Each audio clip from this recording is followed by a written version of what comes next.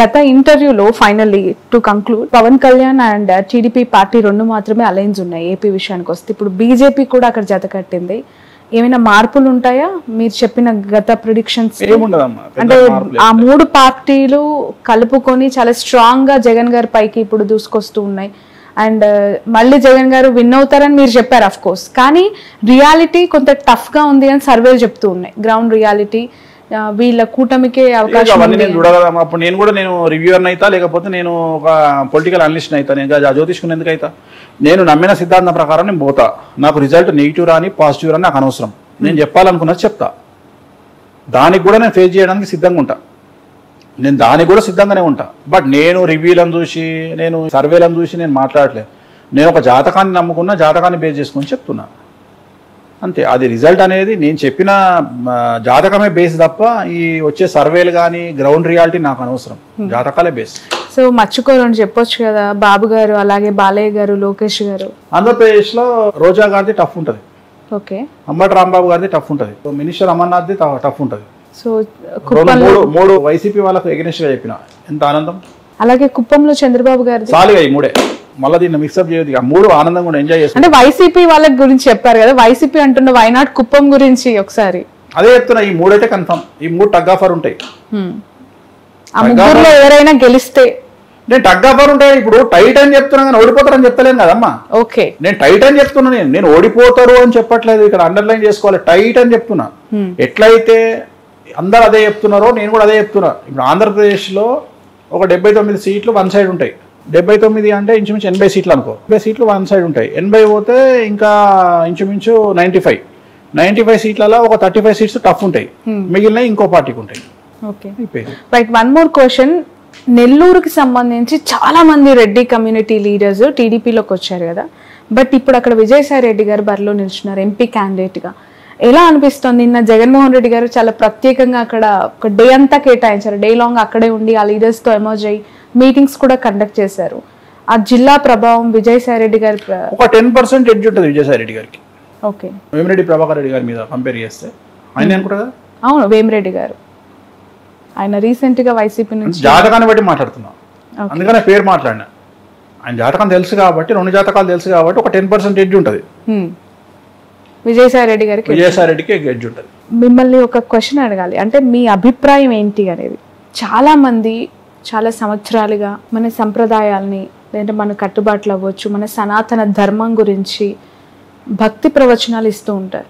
అందులో చాగంటి వాళ్ళు, గరికపాటి వాళ్ళు, వాళ్ళు ప్రతిరోజు డే లాంగ్ ప్రవచనాలు చూస్తూ ఉన్నాం. ఇన్స్టాగ్రామ్లో ఎంతో ఎంతో మంచి విషయాలు వాళ్ళు చెప్తూ ఉంటారు కదా. మీరు ఎప్పుడైనా ప్రవచనాలు చెప్పే అవకాశం ఉందా ఇన్ ఫ్యూచర్? ఆలోచన ఉందా? వాళ్ళ ప్రవచనాలు విన్నప్పుడు మీకు ఏమనిపిస్తుంది? మీ అభిప్రాయం ఏంటి? ప్రవచనాలు చెప్పాలి అంటే first we are eligible for that అనేది చూసుకోవాలి. ఇప్పుడు నా దృష్టిలో ప్రవచనాలు చెప్పడానికి అర్హత ఉన్నటువంటి వ్యక్తి చాగంటి కోటేశ్వరరావు గారు. అంటే ఆయన చెప్పింది ఫాలో అవుతారు. ఇక మిగతా వాళ్ళ గురించి నేను మాట్లాడా. అంటే నేను ఏమంటా అంటే, ఇప్పుడు ఉదాహరణ, మన సంస్కృతి సంప్రదాయాలు, మన చరిత్ర మనకి ఏం చెప్తుంది అంటే, సప్త సముద్రాలు దాటి వేరే దేశానికి పోవద్దు అని చెప్తుంది. సన్యాసులైనా సరే, పంతులైనా సరే, పంతులు కూడా. అంటే పంతులు అంటే ఉదాహరణ, ఇప్పుడు పూజారులు ఉన్నారు. పూజారులు సప్త సముద్రాలు దాటి అమెరికా పోవడానికి అర్హత లేదు. ఎందుకంటే అమెరికా పోతే మన సాంప్రదాయం ప్రకారం మనము సంకల్పం, ప్రతిరోజు మనం సంధ్య వార్చుకోవాలి. సంధ్యావందనం చేసుకునేటప్పుడు సంకల్పం ఉంటుంది. కృష్ణ గోదావరియోర్ మధ్యప్రదేశే అంటాం మనం. ఇప్పుడు మనం కూర్చున్నది కృష్ణ గోదావరి మధ్యప్రదేశ్లో కూర్చున్నాం, అవునా? ఇప్పుడు ఇట్లా కూర్చుంటే ఇటు సైడ్ మనకు గోదావరి ఉంది, ఇటు సైడ్ కృష్ణ ఉంది. అంటే మనకు జడ్చర్ల కృష్ణా నది ఉంది, ఆదిలాబాద్లో గోదావరి ఉంది, మధ్యలో మనం ఉన్నాం. అందుకనే మనం సంధ్య వార్చుకునేటప్పుడు ఏం చెప్తున్నాం? మనం పెళ్లి కార్యక్రమం జరిగినా, ఉపనయనం జరిగినా, ఏది జరిగినా ఏం చెప్తున్నాం? కృష్ణ గోదావరియోర్ మధ్యప్రదేశే శ్రీశైలస్య ఆగ్నేయ దిగ్భాగే అని సంకల్పం చెప్పుకుంటున్నాం. అమెరికా పోతే ఏమని చెప్తావు? నార్త్ కేరళీనా దిగ్భాగే ఆస్టిన్ గ్రహమే ఏం చెప్తావు? అంటే నీకు అమెరికా దేశంకి పోతే నువ్వు అసలు పూజలకే పనికిరావు. కానీ ఇప్పుడు మొత్తం జనాలందరూ అమెరికా పోవడానికి ప్రయత్నిస్తారు. పంతులు కూడా, పంతులు, సన్యాసులు, హిందూ మత ప్రచారకులు అందరూ పోతారు. సో దేశ కాలమాన పరిస్థితులను బేరీజ్ వేసుకొని ఓవర్కమ్ అయి వీళ్ళు పోతున్నారు. సో వీళ్ళు వీటి గురించి మాట్లాడే రైట్స్ వీళ్ళకి లేవు. అట్లనే మనం ఏదైనా తప్పు చేస్తే వాటి గురించి మాట్లాడే రైట్స్ వాళ్ళకి లేవు. సో వామాచారానికి సంబంధించిన వ్యక్తిగా, నాన్ వెజ్ లిక్కరు లేకుండా పూజలు చేయనటువంటి వ్యక్తిగా, ఓకే, ఆ రెండూ లేకుండా పూజలు చేయలేని స్థాయిలో ఉన్న నేను ఇప్పుడు నువ్వు చెప్పినటువంటి వాటికి దూరం. ఓకే, నేను వీటి గురించి మాట్లాడే రైట్స్ నాకు లేవు. ఎందుకంటే నేను పులసలాంటోని, రెగ్యులర్ చేప బొచ్చే అట్లాంటి చేప కాదు, నేను కొర్రమట చేప కాదు, నేను పులసలాంటోని, గోదావరి వాటర్కి అపోజిట్ డైరెక్షన్లో పోయేటోని. సో అందుకని చాలా రేర్గా ఉంటాయి ఇవి. సో అట్లనే నేను కూడా అంతే, ఆస్ట్రాలజీలో బ్రాహ్మణ కమ్యూనిటీలో నేను అంతే, నేను రివర్స్లో పోయేవాడిని. కాబట్టి నేను వీటికి సూట్ అయ్యే వ్యక్తిని కాదు. అది నేను సన్నీ లియోన్ మొదటి చెప్తున్నా కదా, సన్నీ లియోన్ నా బట్టలు నేనే ఇప్పుకుంటా, వేరేటోనికి ఇప్పే అవకాశం ఇయ్యా. వేరే వాడికి నా బట్టలు, వాళ్ళంతా సౌందర్య లాంటి వాళ్ళు, కుటుంబ కాలక్షేమ కుటుంబ సినిమాలు చేసుకుంటారు వీళ్ళంతా. బట్ ఏ హీరో దొరకలేదు, సన్నీ లియోన్ తో కంపేర్ చేసుకుంటున్నారు. గ్రేట్ కదమ్మా. మనం ఎంత గొప్ప కాకపోతే ఒక పోర్న్ స్టార్ తీసుకొచ్చి చీరలు కట్టి సినిమాలు చూస్తున్నాం. ఒక పోర్న్ స్టార్ కొన్ని వేల వీడియోల్లో పోర్న్ స్టార్ గా చేసిన ఒక అమ్మాయిని తీసుకొచ్చి భారతదేశంలో చీరలు కట్టి మరీ చూసుకుంటున్నాం ఆమెను. ఆమెకు అందరూ వేరే దేశంలో ఉన్నప్పుడు బట్టలు ఇప్పడానికి డబ్బులు ఇస్తే భారతదేశం డబ్బులు కట్టుకోవడానికి బట్టలు ఇస్తుంది. బట్టలు కట్టి డబ్బులు ఇస్తున్నాం మనం ఆమెకు, బట్టలు కట్టి డబ్బులు ఇస్తున్నాం. ఒక్క సినిమా గురించి భారతదేశంలో ఆమె ఎక్స్పోజింగ్ చేసిన సినిమా బట్టలు కట్టి డబ్బులు ఇస్తుంది. దట్ ఈజ్ భారతదేశం. అందుకనే సన్నీ లియోన్, నేను Sunny Leone, I'm Sunny Leone. So చాలా చాలా సుదీర్ఘమైన డిస్కషన్ ఇది. ఫైనల్లీ ఒక ఫెంటాస్టిక్ జోక్ ఏంటి అది, రియాలిటీ మీరు అలా కంపేర్ చేసుకోవాలనుకున్నారు, చేసుకున్నారు, అంతేనా? Okay, right. ఇక ఉగాది తెలుసు, తెలుగు వారికి తొలి పండగ. ఉగాది పచ్చడి లాంటి సంవత్సరం, అందరూ కూడా షడ్రుచుల సమ్మేళనంగా దీన్ని భావిస్తూ ఉంటారు. సో ఉగాది అంటేనే షడ్రుచుల సమ్మేళనం, ఉగాది పచ్చడి అందరూ తీసుకుంటూ ఉంటారు. ప్రతి వారి జీవితంలో తీపి, అలాగే పులుపు, చేదు కైండ్ ఆఫ్ అన్నీ కూడా ఉంటాయి కాబట్టి దానికి సూచకంగా నేను చెప్తూ ఉంటారు. సో మీరు ఉగాదిని ఎలా ఉదాహరిస్తారు? మీ మాటల్లో ఉగాది అంటే ఏంటి? శాస్త్రం మనకేం చెప్పింది అంటే దేశ కాలమాన పరిస్థితులు అన్నారు. సో దేశ కాలమాన పరిస్థితులు అంటే ఉదాహరణ, భారతదేశంలో ఉండేటువంటి కుజదోషము అమెరికాలో ఉండదు. సో అమెరికాలో ఉండేటువంటి కుజదోషము ఆస్ట్రేలియాలో ఉండకపోవచ్చు, లేదా ఆస్ట్రేలియాలో ఉండే కుజదోషము న్యూజిలాండ్లో ఉండకపోవచ్చు. అంటే దేశ కాలమానాన్ని బట్టి, పరిస్థితులను బట్టి మనకు ఉన్నటువంటి సిచ్యువేషన్స్ మారుతాయి. అందుకనే దేశ కాలమాన పరిస్థితులు అంటూ ఉంటాం మనము. సో జనరేషన్ బట్టి కూడా పరిస్థితులు మారుతూ ఉంటాయి, జనరేషన్ బట్టి కూడా వాటి యొక్క సీరియస్నెస్, కంటెంట్ మారుతూ ఉంటుంది. ఇప్పుడు ఉదాహరణ కాలసర్పదోషం అని అందరూ మాట్లాడుతూ ఉంటారు. కాలసర్పదోషం అనేది భారతదేశానికే ఉంది. సో భారతదేశంలో పుట్టినటువంటి 90% ఆఫ్ ది పీపుల్కు కాలసర్పదోషం ఉంటుంది. సో దాన్ని పెద్ద సీరియస్గా తీసుకోవాల్సినటువంటి పని లేదు. సో ఇప్పుడు మనం మాట్లాడుకునేది ఏంటి అంటే అసలు జనరల్గా ఎక్కడైతే డబ్బు ఉంటుందో, ఎక్కడైతే అభివృద్ధి ఉంటుందో, ఎక్కడైతే స్టేటస్ ఉంటుందో అక్కడ సమస్యలు అధికంగా ఉంటాయి. చాలామంది అంటారు పేదవారికి సమస్యలు ఎక్కువ ఉన్నాయి. వాస్తవంగా పేదవారికి సమస్యలు, I'm talking about below middle class. డబ్బు అనే ఒక సింగిల్ పాయింట్ని పక్కన పెడితే వాళ్ళకున్నంత ప్రశాంతత డబ్బు ఉన్న వాళ్ళకు ఉండదు. సో డబ్బు పెరుగుతున్నా కొద్దీ జనాల్లో విపరీతమైనటువంటి స్ట్రెస్ అనేది ఉంటుంది. నువ్వు మ్యాక్సిమం డబ్బును హ్యాండిల్ చేయాలంటే 2 కోట్ల నుండి 2.5-3 కోట్ల వరకే. ఉదాహరణ, ఒక గవర్నమెంట్ ప్రభుత్వ ఉద్యోగి, ఒక టీచర్ కావచ్చును, ఒక మిడిల్ క్లాస్ ప్రభుత్వ ఉద్యోగి తన జీవితం మొత్తంలో సంపాదించే సొమ్ము 2,80,00,000 నుండి 3 కోట్లు ఉంటుంది జీవితం మొత్తం.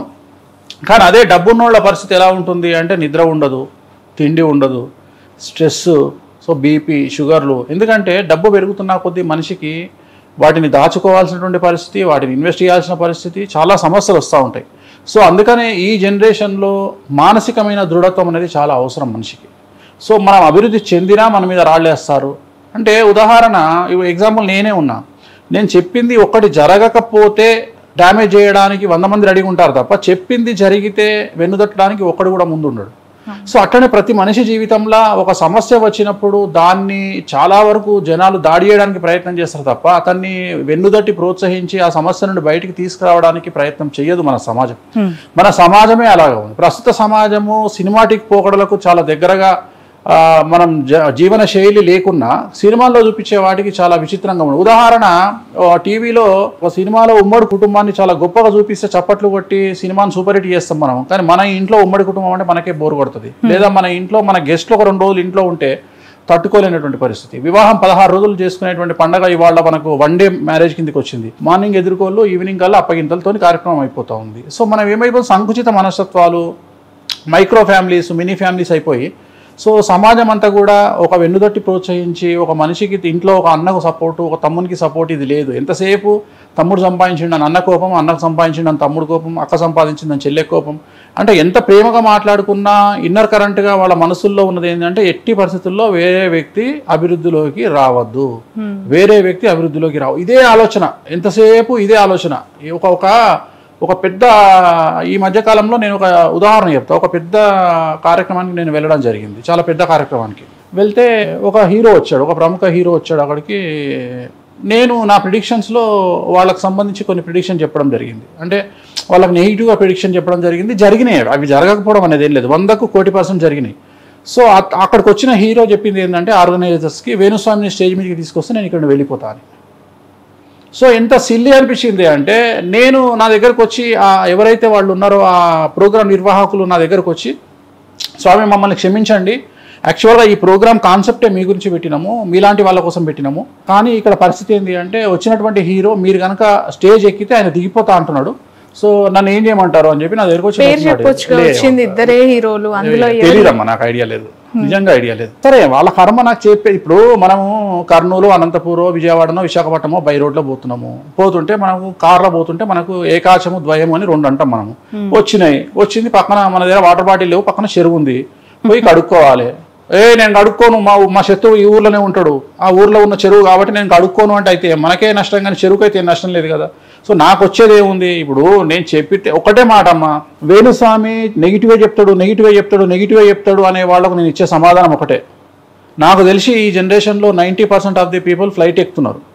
ఫ్లైట్ ఎక్కగానే, ఫ్లైట్ ప్రారంభం కాకముందుకే ఫస్ట్ ఎయిర్ హోస్టెస్ చెప్పేది ఈ విమానం కూలిపోతే అని మాట్లాడుతుంది.